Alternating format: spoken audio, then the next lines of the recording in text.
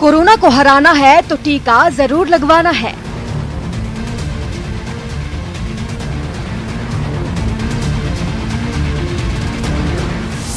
Allergy वाले मरीज लगवा सकते हैं कोरोना की वैक्सीन।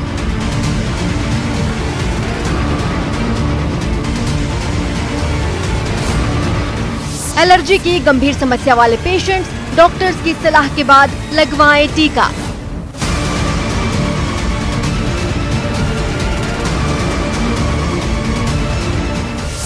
मामूली एलर्जी वाले मरीज वैक्सीन लेने में ना करें संकोच।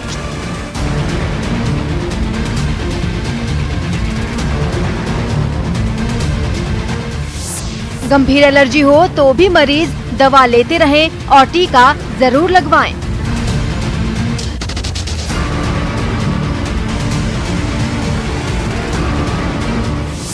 वैक्सीन लगवाने के बाद भी एलर्जी वाले मरीज नियमित रूप से दवा लेते रहें।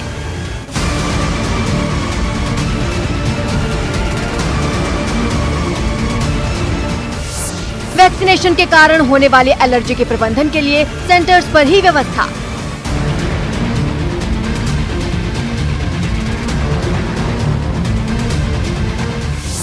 वैक्सीन से ब्लड क्लॉटिंग की आशंका ना के बराबर।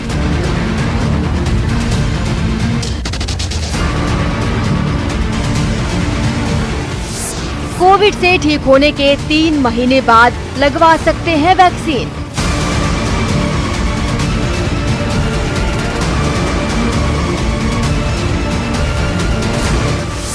वैक्सीन को हाँ या ना।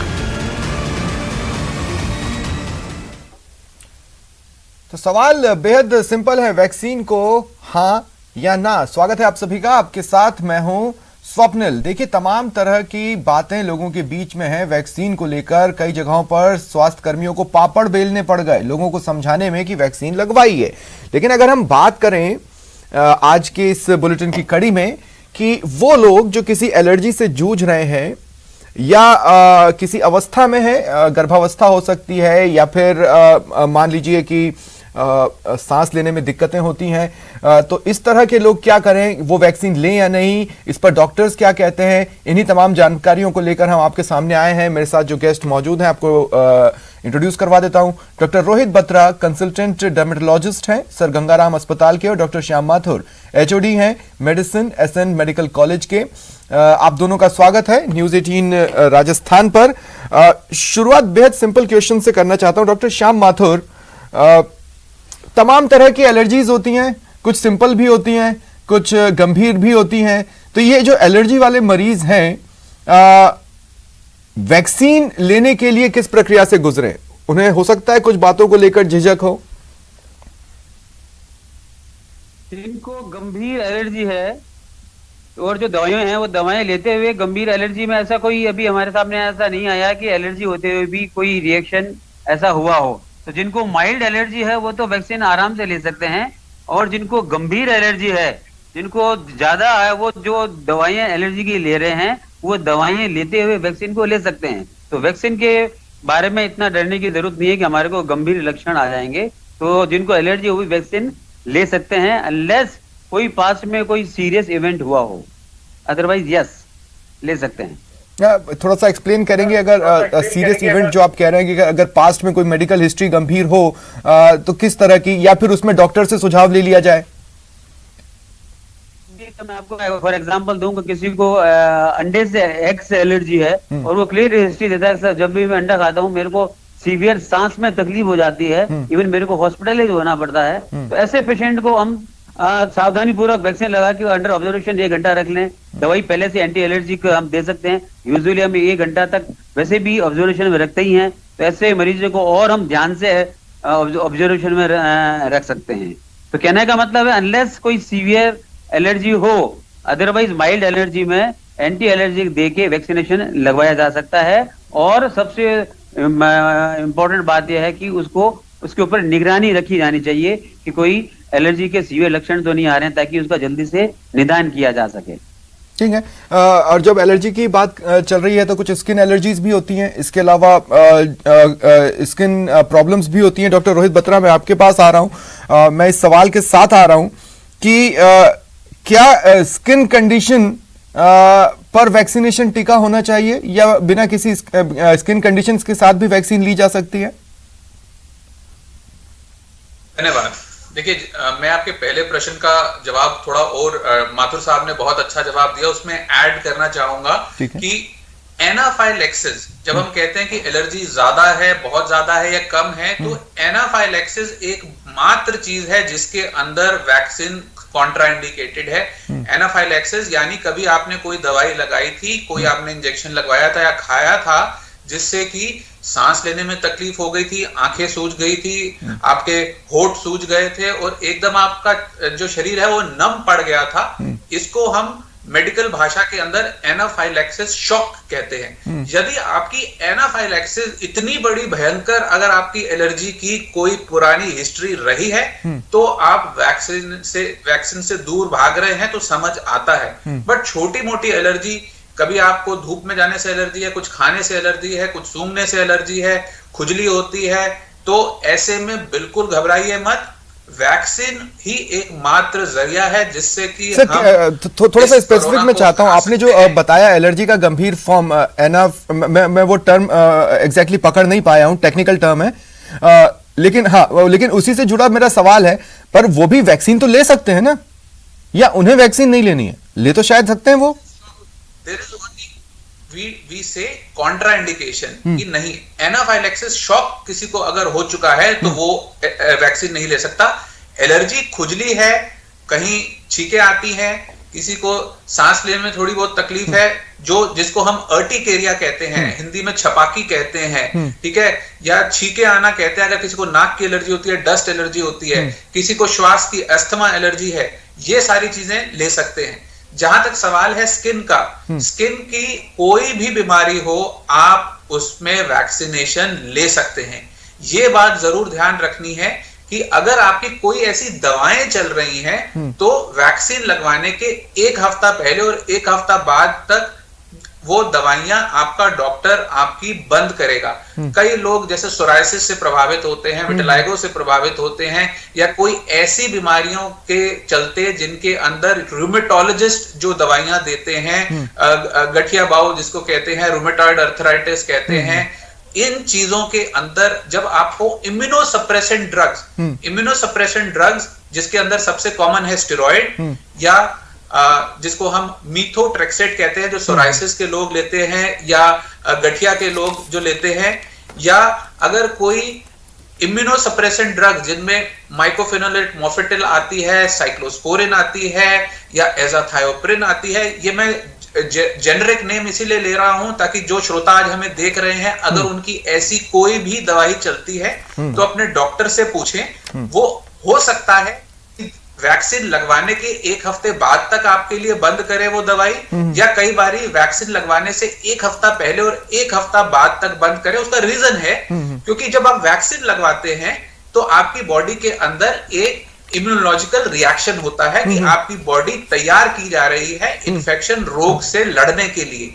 यदि आप कोई भी इम्यूनोसप्रेसेंट दवा ले रहे हैं, जैसे स्टेरॉइड हुआ या मीथोट्रेक्सेट हुआ, तो आपकी बॉडी की इम्यूनिटी सप्रेस्ड है, तो बॉडी वो वैक्सीन के जो आपको लगी है उससे जो आपको एक सुरक्षा कवच देने वाली है वो पूरा नहीं बन पाएगा। नुकसान कोई नहीं है, वैक्सीन अगर आपने दवाई खाते हुए भी लगवा ली, बट आपको जो उससे फायदा मिलना है वो कम रहेगा। इसलिए डॉक्टर्स सोराइसिस में, विटिलाइगो में, गठिया के अंदर, ऐसे में जब इम्यूनोसप्रेसेंट चलते हैं तो उसकी थोड़ी डोज कम कर देते हैं या हफ्ते के लिए बंद कर देते हैं। ठीक है डॉक्टर बत्रा, मैं आगे आपके पास आता हूं। देखिए, अभी तक जितने भी टीवी चैनल्स पर ये बातचीत हुई है कि इन्हें वैक्सीन लेना चाहिए, किसे नहीं लेना चाहिए, वो एक पर्टिकुलर दिशा मुझे कई बार लगा कि उस तरफ बातचीत नहीं हो पाई। और इस सवाल के लिए डॉक्टर श्याम माथुर, मैं आपके पास आ रहा हूं।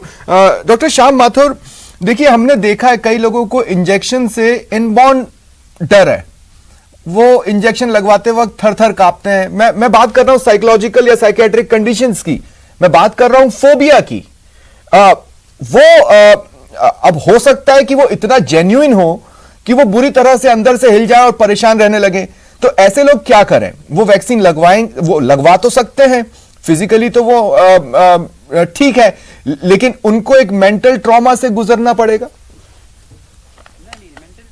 को अपन को काउंसिल करना पड़ेगा, उनको अपन को समझाना पड़ेगा कि वैक्सीनेशन ही है अपने पास में एक तरह से कोरोना का इलाज है।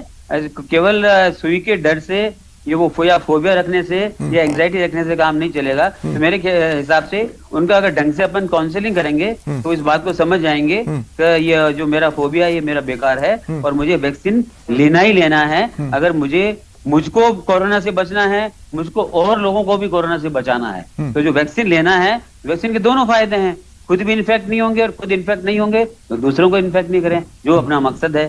तो कहने का मतलब है फोबिया को अपन को काउंसिल नहीं, लेकिन सर जो काउंसलिंग होती हैं वो अर्बन फ्रेंडली तो होती हैं, रूरल फ्रेंडली उस काउंसलिंग को कैसे बनाया जाए? क्योंकि कई जो रूरल साइड या रूरल सेक्टर के लोग हैं वो तो इस बात को एंडोर्स ही नहीं करते कि हमें कोई फोबिया है या हम किसी साइकोलॉजिकल कंडीशन से गुजर रहे हैं।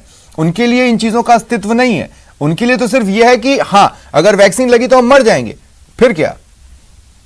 ना उसी रूरल भाषा में ही अपन को काउंसिल करना पड़ेगा। तो वैक्सीन लगाने से मरता नहीं आदमी। कई एग्जांपल देंगे उनको अपन, फलां के लगा कुछ नहीं हुआ, मेरे खुद के लगा कुछ नहीं हुआ। तो अपन उसको रूरल भाषा में ही, उनकी भाषा में ही, उनके लोगों द्वारा ही, उनके सरपंच द्वारा ही, उन गांव के लोगों के जो टीचर्स हैं जो जिनकी बात वो मानते हैं, उनके द्वारा ढंग से काउंसिल करा के ऐसा हम कर सकते हैं कि भाई कोरोना से मरता नहीं आदमी, बच ही जाते हैं। कोरोना लगाओगे तो एटलीस्ट आपको सीवियर डिजीज नहीं होगी, आप मरोगे नहीं, कोरोना हो जाएगा तो भी। तो ये बात अगर गांव का आदमी या सरपंच या टीचर अगर ढंग से काउंसिल कर देगा तो मेरे हिसाब से गांव वाले भी समझ जाएंगे शहर वालों से ज्यादा। ठीक है, वापस एलर्जी की ओर अगर लौटूं मैं डॉक्टर माथुर, तो वैक्सीन के बाद ऐसा तो नहीं है कि मैं कोई एलर्जी डेवलप कर लूंगा? हालांकि मैं वैक्सीन ले चुका हूं, मैं अपने दर्शकों को बताना चाहता हूं मैं वैक्सीन ले चुका हूं। आपको जैसे ही वैक्सीन का मौका मिलता है लीजिए, किन हालात में लेना है, कैसे लेना है, उस पर हम चर्चा कर ही रहे हैं। वैक्सीन के बाद डॉक्टर माथुर मैं कोई एलर्जी तो डेवलप नहीं कर लूंगा, यह भी लोगों को एक डर है।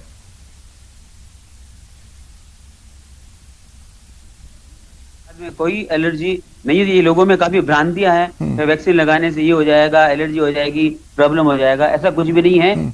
बहुत ही कम कॉन्ट्रा इंडिकेशंस हैं, जैसा कि डॉक्टर साहब ने बताया अभी कि जो सीवियर एनाफाइलेक्सिस का अगर पास हिस्ट्री ऐसी है कि साहब मैंने फलाना दवाई ली, मेरे को एनाफाइलेक्सिस हो गया, मेरा बीपी कम हो गया, शॉक हो गया, मैं अनकॉन्शियस हो गया, तो अनलेस कोई स्पेसिफिक कॉन्ट्रा इंडिकेशन या मनाही नहीं है, जहां तक हो सके वैक्सीन लगवाना ही पड़ेगा, वैक्सीन लगवाना ही चाहिए।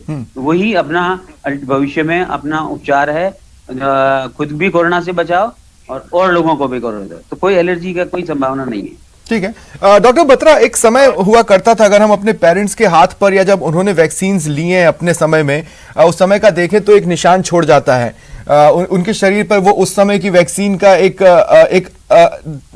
मैं कहूं अगर धब्बा टाइप का, तो मेरी शब्दों के लिए मैं पहले ही माफी मांग लेता हूं, लेकिन वो टीके का नजर आता है। मैं पूछना ये चाह रहा हूं कि जैसे किसी को इंजेक्शन लगा और उसने वहां पर खुजाल लिया तो उसको स्किन कंडीशन तो होगी, लेकिन क्या वैक्सीन से किसी तरह की स्किन कंडीशन होगी कोरोना वैक्सीन से? देखिए, जिसको आप धब्बा कह रहे हैं वो धब्बा मेरे भी है, ठीक है।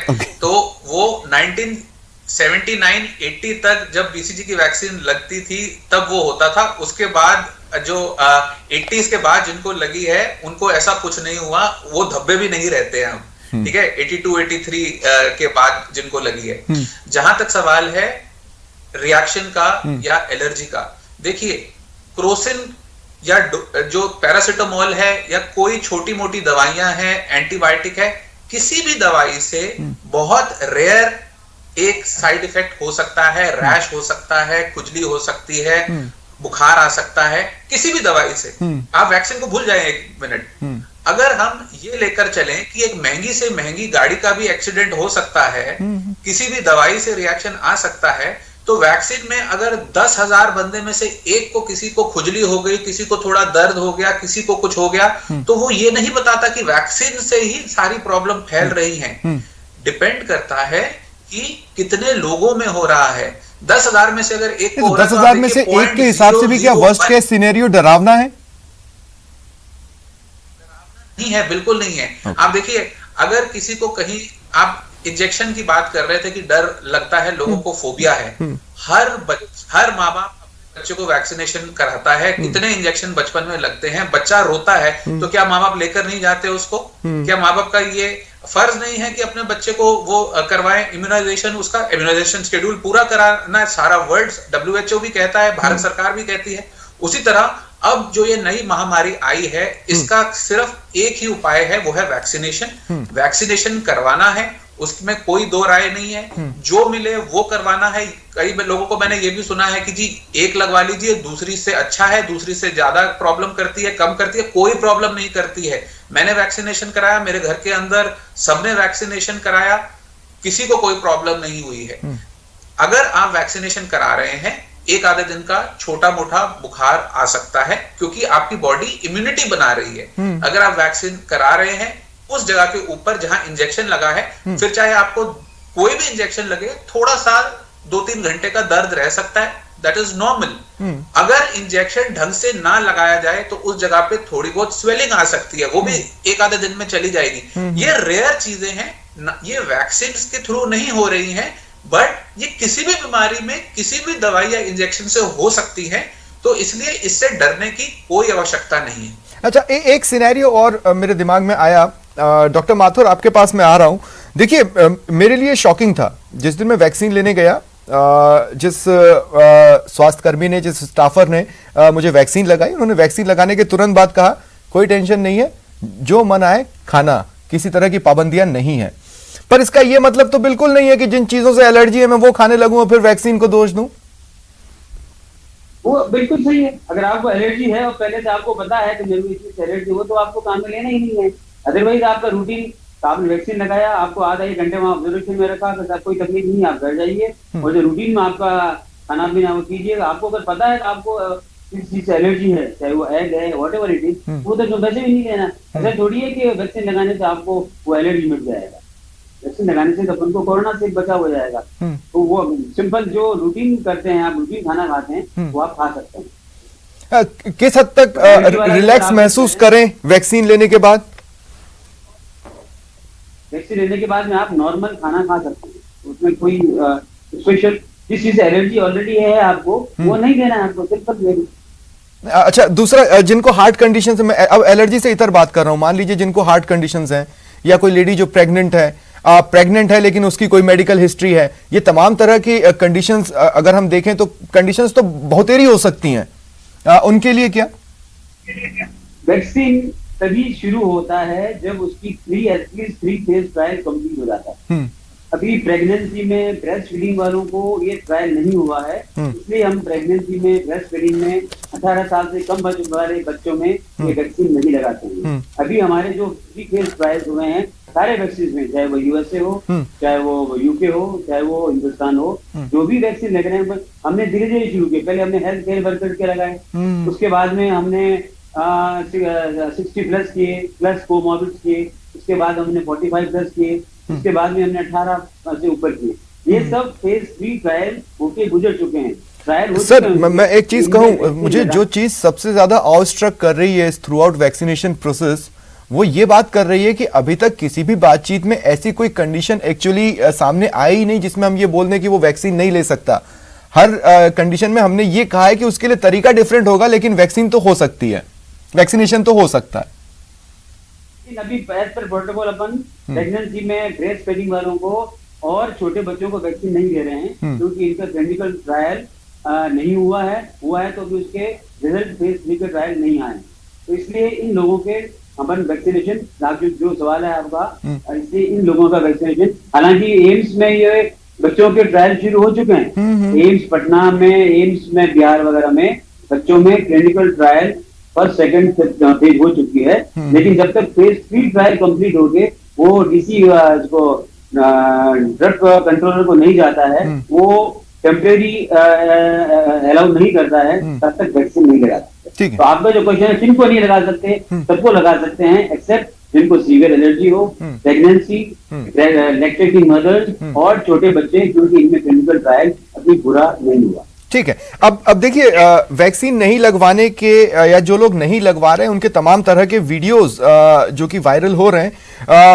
कई सारी बचकानी बातें उसमें सामने आई। जैसे कुछ ने कहा कि वैक्सीन लगवाने से हम मर जाएंगे, कुछ ने कहा वैक्सीन लगवाने से हम बच्चे नहीं पैदा कर पाएंगे, पुरुष नामर्द हो जाएंगे, या जो महिलाएं हैं उनका ये कहना है कि इसके बाद हम बच्चे पैदा करने की स्थिति में नहीं होंगे। अब ये इतनी बचकानी बातें जब मार्केट में फैली हुई हैं तो एक बचकाना सवाल मैं भी पूछ सकता हूं।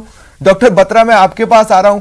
सवाल हो सकता है बहुत बचकाना हो, लेकिन मैं पूछना चाह रहा हूं कि मान लीजिए मैं वैक्सीन ली तो अब मैं सैनिटाइजर यूज ना करूं।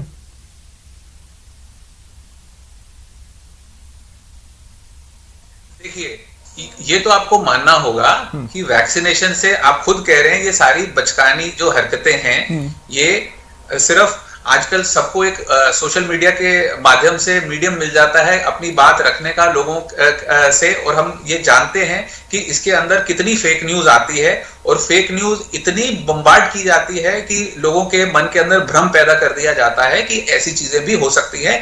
मैं इनको सीधी तौर पे खारिज करता हूं। जहां तक आपका जो सवाल है, जिसको आप खुद मान रहे हैं कि बचकाना है, देखिए, अगर आप किसी व्यक्ति जिसको कोरोना है उससे हाथ मिलाते हैं तो आप जानते हैं कि आपको कोरोना हो सकता है, संक्रमण हो सकता है। इसीलिए आप सैनिटाइजर यूज करते हैं कि भाई मैंने उसको टच किया तो मैं अपने हाथ साफ कर लूं।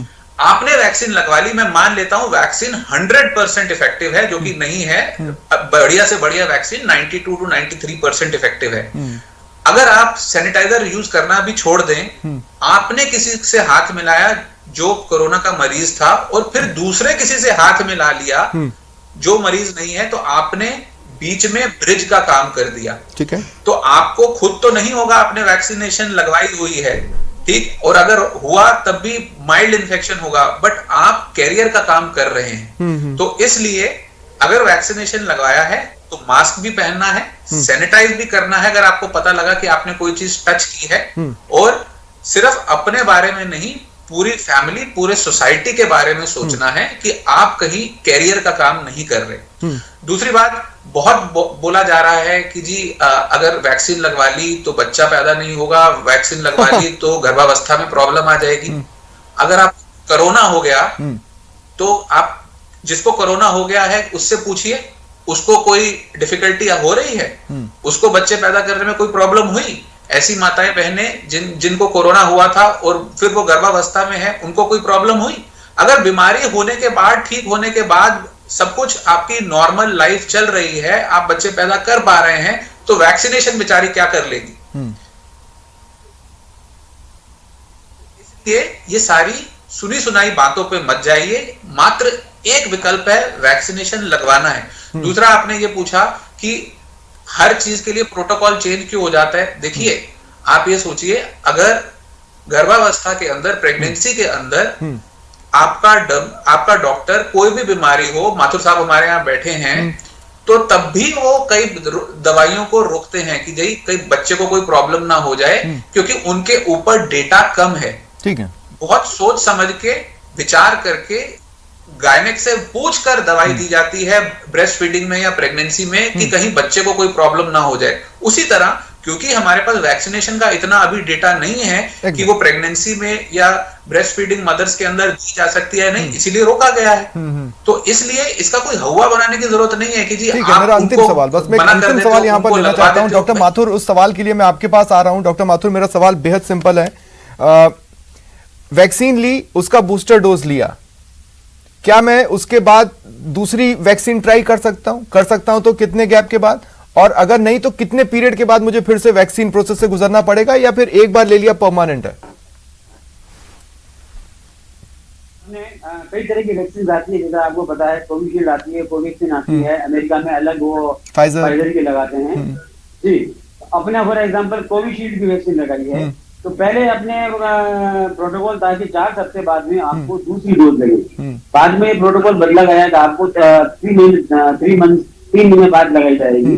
तो प्रोटोकॉल बदला है, लेकिन यूजुअली जब अपन फर्स्ट डोज लगाते हैं तो उसके 15 दिन बाद में कुछ एंटीबॉडीज बनती है, लेकिन जब सेकंड डोज लगाते हैं तो उसके 15 दिन बाद में काफी एंटीबॉडीज बन जाती है, और ये एंटीबॉडीज वेरी करती है vaccine to vaccine. For example Covishield है, कोवैक्सीन है, ये कहते हैं अप टू 70% तक इफेक्टिव होती है। तो ऑलमोस्ट 70% में एनफ एंटीबॉडीज बन जाती है कि वो बीमारी को प्रिवेंट कर सके। लेकिन ये सबको पता रहना चाहिए कि एक बार अगर वैक्सीन लग जाए, इसका मतलब ये नहीं है कि आपको कोरोना नहीं होगा, लेकिन वैक्सीन आपको गारंटी देता है कि अगर आपने वैक्सीन किया हुआ है, आपको अगर कोरोना की बीमारी होती भी है तो आपको सीवियर नहीं होगी। एक छोटा सा संदेश यहाँ पे अपने दर्शकों को कि सिर्फ उनको अपने झिझक के द्वार को खोलना है। अगर फिर भी बहुत ज्यादा डर महसूस हो रहा है तो डॉक्टरी सलाह ले लें और उसके बाद वैक्सीन लगवा लें, क्योंकि वही एक सही रास्ता है। बहुत बहुत शुक्रिया आप दोनों का मेरे साथ जुड़ने के लिए और चर्चा में शामिल होने के लिए। फिलहाल इतना ही, नमस्कार।